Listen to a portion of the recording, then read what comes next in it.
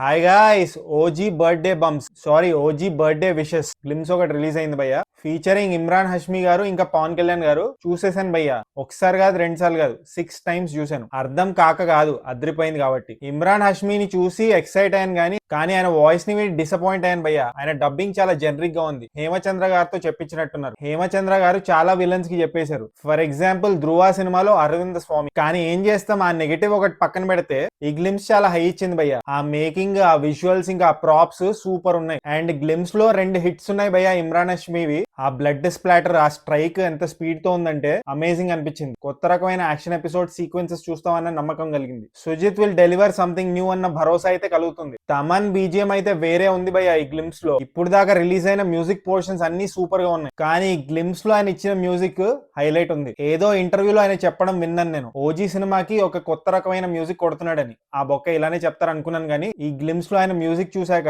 నాకు సినిమా మీద ఎక్స్పెక్టేషన్స్ ఇంకా పెరిగిపోయాయి. సౌండింగ్ చాలా కొత్తగా ఉంది భయ్య. Last but not least, Pawan Kalyan గారు దర్శనం ఇస్తారు ఈ గ్లిమ్స్ లో.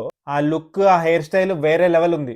ఆగలేకపోతున్నాను సార్, త్వరగా తెచ్చేయండి సినిమాని. ఇంకా ఏ పబ్లిసిటీ మెటీరియల్ రిలీజ్ చేయాల్సిన అవసరం లేదు, ట్రైలర్ ఇవన్నీ అవసరం లేదు. అర్లియస్ట్ షో పాసిబుల్ చూడాలని ఉంది. హైప్ ఆ లెవెల్లో పెంచేసింది ఈ గ్లిమ్స్. ఆబ్వియస్లీ ట్రైలర్ అవన్నీ రిలీజ్ చేస్తారనుకోండి. ప్రస్తుతానికి అయితే గ్లిమ్స్ మస్త్ అనిపించింది భయ్య. మీకు ఎలా అనిపించింది కామెంట్ చేయండి. అండ్ జస్ట్ ఇన్ కేస్ ఇంకా సబ్స్క్రైబ్ చేసుకోకపోతే సబ్స్క్రైబ్ చేసుకోవచ్చు కదా. పుచ్చు పుచ్చు.